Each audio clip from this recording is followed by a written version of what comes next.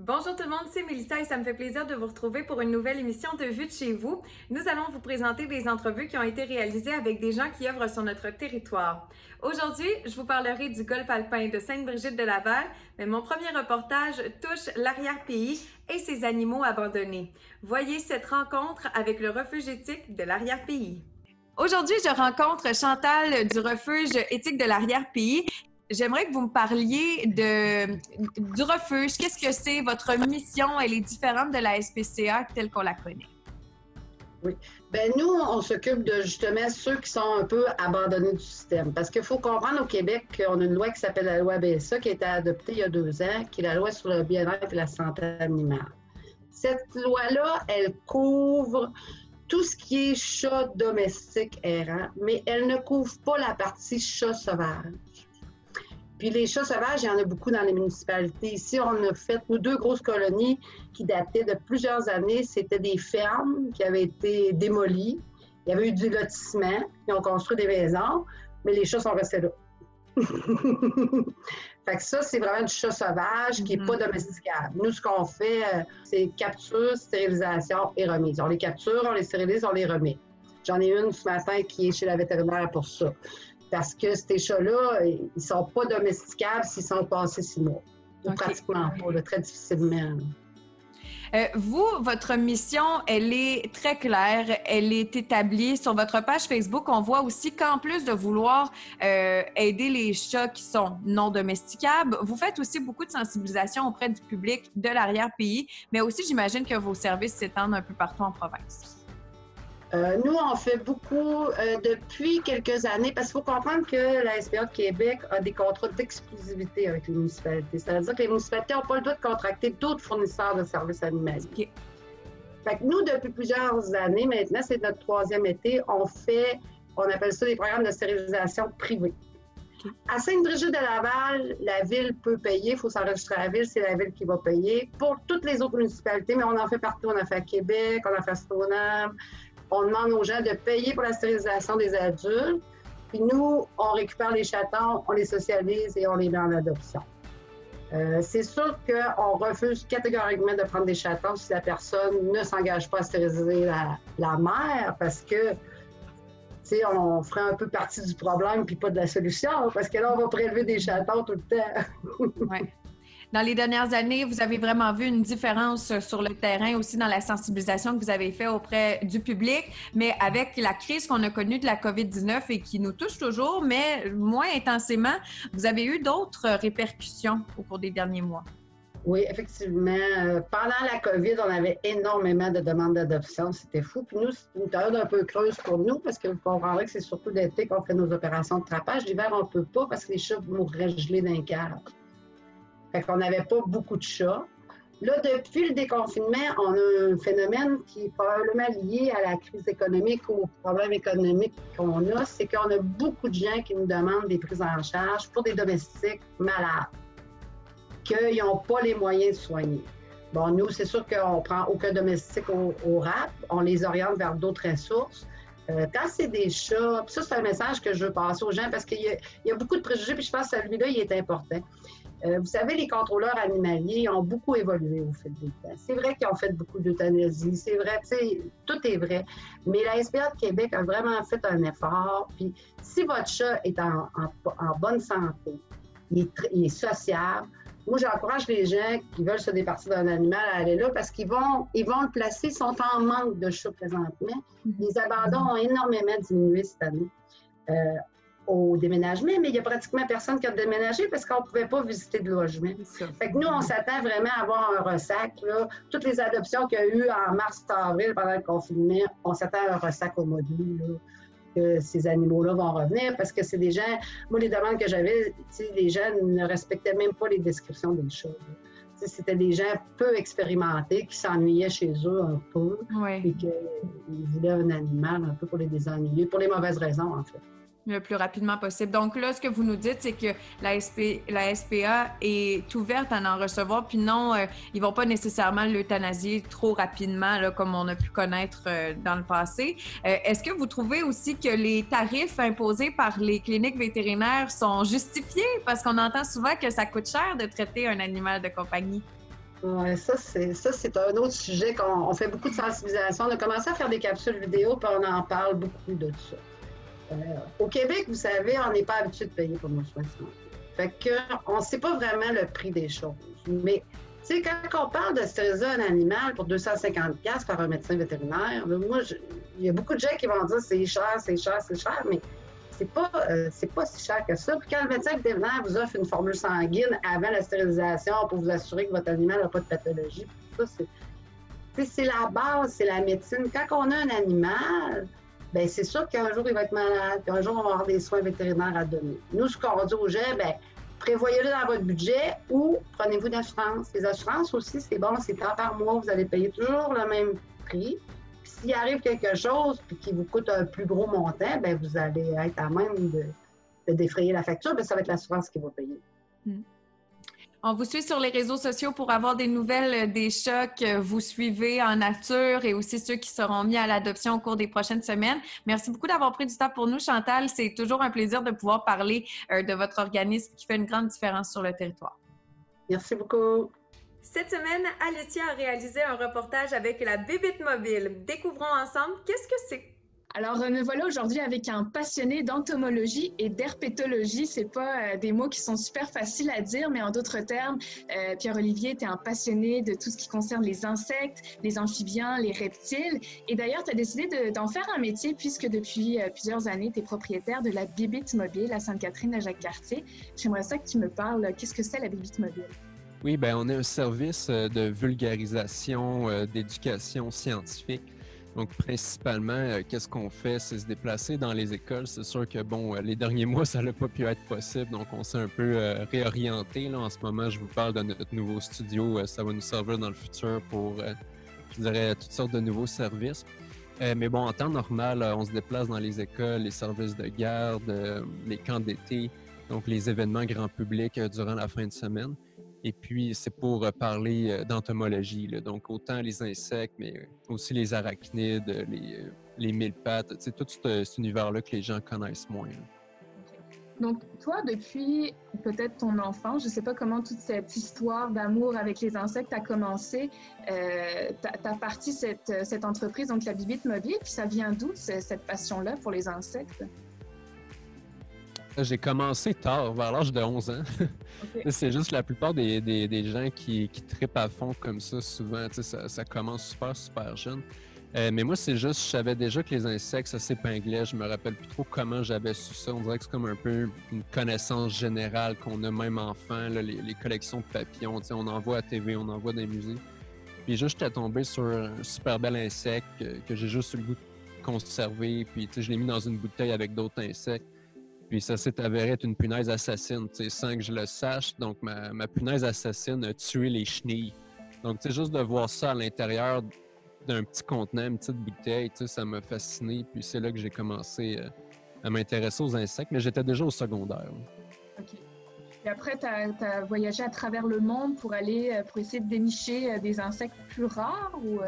Oui, j'ai commencé à 17 ans. Donc là, je me suis organisé avec un de mes amis, justement que je m'en vais voir ce soir à Papineauville. On va tenter d'attraper une bestiole rare là, qui s'appelle l'Eaclès imperialis. C'est un gros papillon jaune très localisé au Québec qui vit juste dans les forêts de pins. Mais bon, moi puis ce gars-là, puis un autre gars qui s'appelait Vincent Lacombe, on est parti, je pense que en 2007, une bonne partie de l'été aux États-Unis. Puis on est allé en Arizona, en Californie, on est allé au Nevada, on passait un peu par Las Vegas, on est allé au Texas, Nouveau-Mexique. On se tenait très proche du Mexique, être le plus au sud possible pour attraper des bestioles qui font un peu exotiques, qu'on ne peut pas trouver au Canada. Là. La Bébite Mobile, est-ce que les gens du public peuvent venir te visiter? Oui, bien, on a une boutique justement à Sainte-Catherine. Très facile à trouver sur la route de Fossambeau, la rue principale. Pour la saison estivale, on va être ouvert sur appel durant la semaine, mais la fin de semaine, c'est ouvert à peu près constamment. c'est toujours bien d'appeler avant de se déplacer parce que, bon, parfois, on peut avoir des changements un petit peu s'il y a une réservation de dernière minute. C'est des choses qui arrivent, peut-être un peu moins cette année. Mais sinon, les gens peuvent se déplacer. On a une belle boutique, plusieurs bestioles vivantes. J'en ai même apporté une ici, là, pour montrer. Là, j'ai un petit phasme. Il commence à être assez gros. Là. C'est une femelle. C'est encore un spécimen juvénile. Wow! Et ça ressemble à une feuille, hein? Wow, c'est impressionnant. Ouais, vraiment. Et ça va grossir encore beaucoup. Là. Est-ce que les gens peuvent manipuler les insectes quand ils viennent te voir? Oui, bien, certains spécimens, c'est ça, on ne peut pas tout prendre. Là. Il y a des spécimens qui tolèrent moins la manipulation. Mais dans certains cas, c'est possible, surtout pour les enfants. Là. Donc, tu sais, chaque enfant qui vient peut manipuler un animal de son choix. C'est sûr, quelqu'un qui veut manipuler 5-6 animaux, rester là 1 heure, ben, on a un petit forfait, c'est 5 $ pour quelqu'un qui voudrait vraiment tout prendre. Mais sinon, oui, il n'y a pas de problème. C'est une boutique, donc c'est gratuit, rentrer. Mais il n'y a pas de visite guidée à proprement parler. Là. Ça reste que c'est pas un musée, mais il y a beaucoup de gens qui viennent, qui restent une demi-heure, 45 minutes, puis c'est bien correct. Là. Il y a beaucoup de choses à voir. Là. On a en ce moment 70 terrariums. Pierre-Olivier, si les gens veulent rentrer en contact avec toi pour une visite, tu as un site Internet, tu es aussi sur les réseaux sociaux? Oui, la meilleure façon de nous contacter en ce moment, c'est sur le cellulaire. Donc, on a également un numéro à la boutique, mais ça arrive que, parfois, je suis dans le studio, je suis à l'extérieur, donc cellulaire. Sinon, au site Internet, on a l'adresse courriel qui est là. Les gens peuvent également nous contacter par Facebook, par message texte. C'est quelque chose que les gens ne faisaient pas avant, mais maintenant, c'est beaucoup moins gênant. Donc, il ne faut pas se gêner pour nous contacter. Là, on est là jusqu'en septembre. Donc, à Sainte-Catherine, on va passer beaucoup de temps ici. Là. Puis également, je ne voyage pas cet été. C'est la première fois depuis 2011. Donc, c'est un été 100% québécois qui nous attend. Merci pour toutes ces explications, Pierre-Olivier. Puis je te souhaite vraiment la meilleure des continuités pour la suite, puis plein de beaux voyages à venir. Ça fait plaisir, merci. Salut. J'avais envie d'avoir des nouvelles du golf alpin que nous avons rencontré régulièrement dans notre émission phare à ccap.tv Vue d'ici. Voici donc qu'est-ce qui s'est passé au cours des derniers mois et comment se déroulera l'été pour les gens du golf. Je m'entretiens pour cette émission de Vue de chez vous avec Monsieur Côté du Club de golf alpin. Bonjour. La raison pour laquelle on veut vous parler aujourd'hui, c'est pour parler de toute cette période difficile, bizarre qu'on a vécue. Comment ça vous a affecté au cours des derniers mois? L'industrie des golfs ont ouvert. Bien sûr, on a été en attente des nouvelles de la santé publique. Fait qu'on a ouvert pour nous, Club de golf alpin, avec un retard pas si grand que ça. Généralement, le Club de golf ouvre pour nous vers le milieu du mois de mai. Fait qu'on a eu l'autorisation d'ouvrir nos activités à partir du 20 mai. Donc, sincèrement, pas un si grand retard que ça. Et puis, les golfeurs étaient pour nous au rendez-vous, là. Ça a été une super bonne nouvelle. Vous, est-ce que dans votre clientèle, dans les dernières années, vous aviez un peu de touristes ou, vu votre localisation, c'était surtout des gens du territoire qui se déplaçaient sur votre terrain? Non, notre achalandage étant, ici au Club de golf alpin, on était un club semi-privé, donc avec une certaine quantité de membres, là, entre 240 et 250 membres d'un même allant. Puis, on a quand même plusieurs visiteurs là, qui composent entre 45 et 50% de notre achalandage. Fait que c'est un mix des deux. Puis, on l'a vécu encore cette année. Fait que j'ai eu une croissance au niveau de mon membership, une 60aine de membres de plus cette année. Et puis, l'achalandage est là depuis l'ouverture, une croissance là, de entre 15 et 20% pour nous. Chiffre d'affaires et d'achalandage. Puis la température aussi est super clémente pour pratiquer le golf aussi. Est-ce que c'est beaucoup de coûts de s'adapter à la COVID? Il y a eu des coûts, oui, en main-d'œuvre. Pour nous, il a fallu augmenter au niveau de l'accueil des golfeurs pour s'assurer que les mesures COVID soient bien comprises. Il a fallu augmenter nos heures d'ouverture ou de couverture pour certains postes de travail. Fait qu'on a un coût là-dessus. Bien sûr, des coûts d'assainissement. Puis, comme je disais, au niveau des procédures aussi, là, il y a toute la désinfection des aires communes là, qui doit se faire plus fréquemment. Fait qu'il y a des coûts, mais sincèrement contrebalancés par la croissance de l'achalandage. Je voyais sur votre page Facebook qui est bien active que vous avez des promotions pour les lève-tôt. Pouvez-vous nous parler un peu de comment ça se déroule présentement avec les tarifs? Est-ce qu'il faut être membre? Est-ce qu'il y a des gens qui peuvent venir tester le golf, avoir des cours? Est-ce qu'il y a même le camp qui se déroule encore une fois cette année? Oui, absolument. On cite toujours les deux clientèles un petit peu, les juniors pour former la relève. On est actuellement en 2e semaine de camp de golf. La semaine dernière, bien sûr, en groupe réduit, là, on ne peut pas accueillir autant de jeunes qu'à l'habitude. Fait qu'en groupe réduit, on a accueilli 15 jeunes la semaine passée. On en a 15 nouveaux cette semaine également. Fait que, ça, c'est au niveau des camps. Notre terrain d'exercice est toujours accessible au public. Encore une fois, il a fallu qu'on change quelques procédures. Avant ça, c'était de façon des balles illimitées.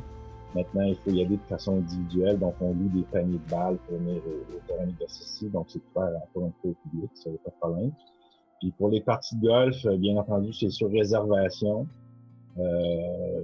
Étant donné l'achalandage, on peut pas se présenter ici au golf sans avoir une réservation comme telle. Puis, les promotions, bien entendu, il reste quelques belles places disponibles en après-midi, en fin de journée. Et puis, le matin, très tôt, on peut jouer un petit note. Puis, comme vous dites, là, les tarifs sont affichés sur le site web du Club Alpine de consultation. Les nouvelles ont donc été positives pour vous malgré toute cette période d'incertitude. Comment vous voyez l'avenir? Est-ce que vous croyez que les gens qui ont goûté au golf peut-être pour une première fois ou qui ont décidé de sortir à nouveau leur bâton vont rester avec vous? Bien, je pense qu'il y a un momentum qui est bien parti. On souhaite qu'il va se continuer pour nous. Et puis, on apprécierait un retour à la normale pour toutes les industries, autant pour la restauration, les bars, etc., qui vivent peut-être des moments un petit peu plus difficiles. Mais je pense qu'on va avoir créé de nouvelles habitudes, puis d'être plus local un petit peu dans nos activités, dans nos achats. Je pense qu'il va en rester assurément un positif de tout ça. Fait que pour rejoindre pour les départs, je peux vous donner le numéro de téléphone, c'est dans le 418-825-3108. Et puis le site web du Club de golf Alpin, c'est www.alpin.qc.ca. Merci beaucoup, Monsieur Côté. Au plaisir de vous reparler. On vous souhaite une bonne saison de golf. Comme on l'a entendu, vous êtes occupé, donc je vais vous laisser à vos occupations. Merci, Mélissa, puis bienvenue à tous et bon golf. Merci. Comme vous savez, la pandémie de la COVID-19 a eu beaucoup d'impact sur la société, mais aussi en entreprise, entre autres sur la santé et la sécurité des travailleurs. Chloé s'est entretenue avec un expert dans ce domaine. Michel Chabot, ça va bien? Absolument, merci. Bonjour. Michel Chabot, vous êtes un expert en santé et sécurité au travail. Vous avez cofondé GPI Québec et aussi, vous êtes résident de Lac-Beauport. Et en vous promenant dans les commerces, les restaurants, il y a plusieurs personnes qui vous posaient des questions sur comment s'adapter, comment bien protéger nos employés, mais aussi la clientèle, puis aussi respecter les lois. On va le dire, là, on est en date du 29 juin parce que ça évolue extrêmement rapidement, mais j'aimerais savoir quelques petits conseils, justement, de l'expert que vous êtes pour les gens qui essaient de faire leur mieux en ce temps de COVID-19? C'est sûr qu'au début, donc à l'apparition des premiers cas, donc quand le gouvernement nous a mis en confinement, donc les entreprises ont dû réagir. C'est-à-dire que rapidement, ils ont dû mettre en place des directives pour protéger, bien entendu, les travailleurs, mais aussi protéger la clientèle. Donc, les entreprises qui étaient dans des secteurs priorisés. Donc, eux autres ont réagi rapidement, ils ont mis en place des règles, bien entendu, avec la distanciation, lavage de mains. On avait bien entendu certains affichages. Ils ont mis aussi des panneaux lexans pour créer une séparation entre le commerçant et le client. Donc, c'est certain qu'on en a encore pour plusieurs mois, années, à vivre avec, je dirais, le contre-coup de cette pandémie-là. Il y a 4 points précis que moi, je vois que les clients souvent vont me demander en tant que tel au niveau d'être capable comment contrôler autrement dit, la relation avec la clientèle, puis les commerçants. Donc, la notion de distanciation, donc on parle toujours du 2 mètres, c'est hyper important de garder cette distanciation-là. Et le défi pour les commerçants, donc, on va prendre une petite boucherie auquel on peut avoir à l'intérieur 5, 6, 7 personnes maximum, versus l'épicerie, elle, qui va avoir peut-être une trentaine de clients à la fois. Donc, les règles de distanciation ne sont pas les mêmes. C'est pour ça qu'il faut garder toujours le 2 mètres, mais de privilégier la circulation à sens unique donc de s'assurer que les gens vont suivre un flow. Puis en même temps, au niveau des gens, on doit changer un petit peu nos habitudes de vie parce que c'est hyper important de voir que quand on fait des commissions, ben, c'est de regrouper puis d'y aller une fois par semaine faire notre épicerie au lieu d'y aller à tous les jours. Donc, le deuxième point qui est crucial au niveau des commerçants, c'est la notion d'hygiène. Donc, l'aspect d'hygiène, bien entendu, on a le lavage des mains au niveau de la clientèle, puis au niveau, bien entendu, des employés. Mais il faut aussi voir une éducation au niveau de la clientèle pour qu'on arrête de toucher à tout et potentiellement aussi de contaminer. Le troisième point qui est important, d'être capable d'avoir des équipements de protection individuelle. Donc, on a des équipements de protection qui vont être physiques avec un exemple des panneaux de Lexan. On va avoir des équipements aussi pour, un exemple, les gens qui vont avoir des lunettes ou visières, le port de masque, les gants, des tabliers aussi. Donc, je vais juste donner un exemple au niveau de l'hôtellerie. Donc, un commerçant qui, bien entendu, a un hôtel doit s'assurer d'offrir un service impeccable à sa clientèle, donc au niveau du nettoyage. Donc, c'est important que la phase de nettoyage et de préparation de la chambre se fasse en 2 temps, c'est-à-dire enlever les éléments souillés de la chambre, bien entendu les vidanges, la laiterie et tout, et par la suite assainir et dans un second moment, être capable de voir un exemple la préposée aux chambres qui va faire le montage, donc bien entendu avec des équipements de protection et surtout une personne qui va s'occuper de la première phase de sanitation et l'autre au niveau de finition de montage au niveau de la chambre. Donc, ça amène plusieurs défis au niveau des entreprises. Et le dernier point, l'affichage qui est crucial. Donc, s'assurer d'avoir des directives claires à la clientèle pour permettre justement d'avoir un bon moment chez le commerçant, puis d'être capable de respecter les directives, de s'assurer qu'elle, bien entendu, respecte les directives des commerçants. Je reviens sur l'aspect du masque en tant que tel, donc du fameux masque.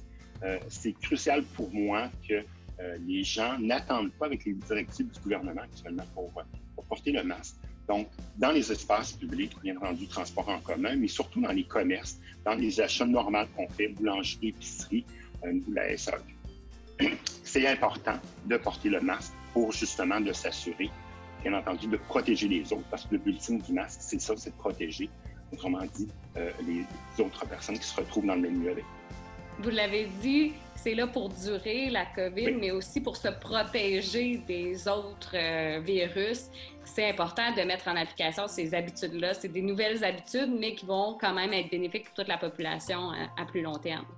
Absolument, parce que les directives que les entreprises, que les commerçants mettent en place actuellement, comme je dis, on s'enligne, on n'a pas encore toute l'information, mais la tendance fait que la COVID va revenir sur un cycle régulier comme nos grippes.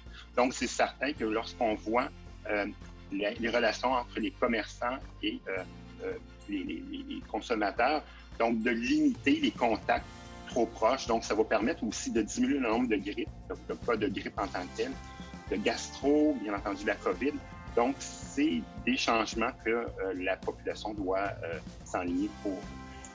Est-ce que ça va être permanent? Peut-être pas, mais pour un courte, moyenne durée, ça, c'est certain. Bon point aussi. Merci beaucoup. Très intéressant. Bonne journée. Plaisir, merci. Au revoir. Et cette semaine, Rosalie nous fait découvrir une artiste du territoire, Vanessa Sylvain. Bon reportage! Je me trouve avec Vanessa Sylvain. Vanessa, bonjour, ça va bien? Bonjour, oui, toi? Ça va super bien, merci. Tu es une artiste, Vanessa, originaire de Laurier-Station, mais tu es présentement située à Stoneham.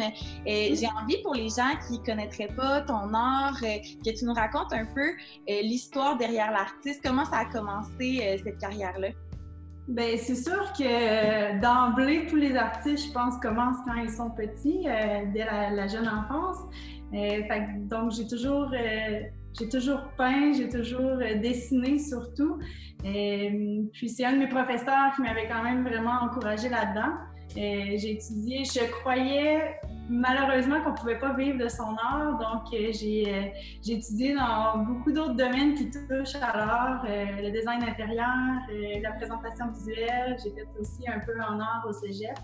Fait que c'est sûr que j'ai toujours tourné autour de ça, mais j'ai toujours continué à vendre dans mon entourage, si on veut. Puis c'est ça, à un moment donné, à 30 ans, j'ai décidé que je me lançais parce que si je le faisais pas là, je le ferais jamais. Donc, il faut croire en ses moyens. Puis, j'étais rendue là dans ma vie. Donc, j'ai lâché mon travail comme cuisiniste, designer cuisiniste. Puis, ça fait déjà 3 ans, à l'heure où on se parle, que je suis artiste professionnelle. Et on a la chance de voir 2 belles pièces derrière toi. J'ai envie que tu nous parles un peu du type d'art que tu fais, parce que bon, c'est de l'abstrait, mais pour quelqu'un comme moi qui connaît pas beaucoup ça. Comme on le dit depuis tantôt, c'est de l'art abstrait. Je viens vraiment puiser, dans le fond, mes émotions, mon ressenti émotionnel. Moi, je joue uniquement avec de l'acrylique, donc c'est de l'acrylique fluide. Je joue avec les matières. Dans le fond, c'est ça qui est à la base de ma technique, c'est que moi, j'aimais vraiment jouer avec les matières. Donc là, je suis allée jouer avec du lustré, du mat, du opaque, du translucide. Fait que c'est vraiment ça qui dans le fond, qui formule le tout. Moi, je dirais que c'est basé sur le mouvement, c'est minimaliste. C'est sûr que j'ai des commandes spéciales qui sortent de mes couleurs à moi, mais je pense qu'on peut voir que mes couleurs sont des couleurs de terre, des couleurs de mer. Le bleu revient souvent, puis le vert, la forêt. Donc, inspiré de la nature et des émotions. Tantôt, tu m'as parlé de commandes spéciales qui sortaient peut-être un peu de tes couleurs habituelles. Ça veut dire qu'on peut commander ton art. On peut également la voir. Tu as une page Facebook. Est-ce que c'est le seul moyen qu'on peut aller peut-être zioter un peu ce que tu fais? Non, ben en fait, actuellement, je suis un petit peu victime de mon succès, là, malgré le coronavirus. Dans le fond, j'ai plus rien à la maison à part celle que vous voyez qui fait partie de ma collection personnelle. Donc, c'est sûr que mes créations sur mesure, je les repousse. Je termine ceux-là pour lesquels je m'étais engagée, mais je les repousse à l'automne pour être capable de fournir mes galeries, dans le fond, qui me représentent. Pour moi, c'est plus important de garder une belle relation d'affaires si je veux rester dans le milieu professionnel. Donc, c'est pour ça que si on veut une commande, ben, on doit attendre un petit peu plus longtemps, mais c'est quand même quelque chose de possible.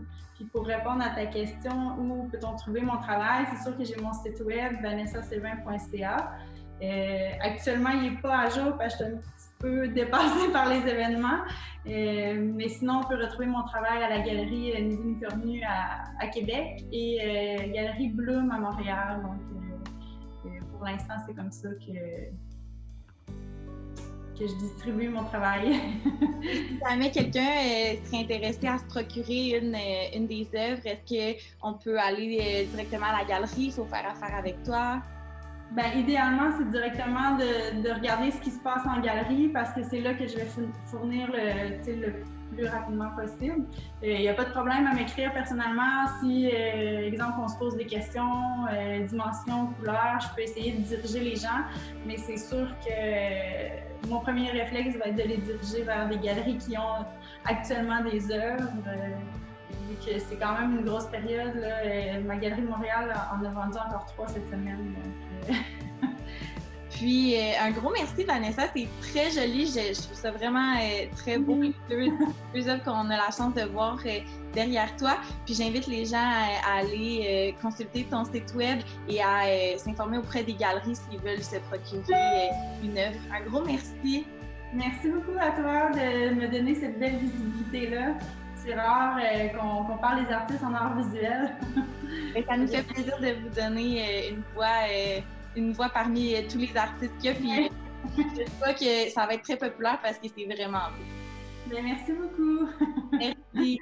La présentation de cette émission sur les ondes de CCAP.tv a été possible grâce à la collaboration précieuse de la Caisse des Jardins de Charlesbourg. Merci d'ailleurs à eux de contribuer à différentes émissions qui sont proposées sur notre chaîne. On vous invite à suivre CCAP.tv sur YouTube pour ne rien manquer de toutes nos émissions et aussi pouvoir les visionner à nouveau. On se dit donc à la semaine prochaine pour une autre émission de Vue de chez vous.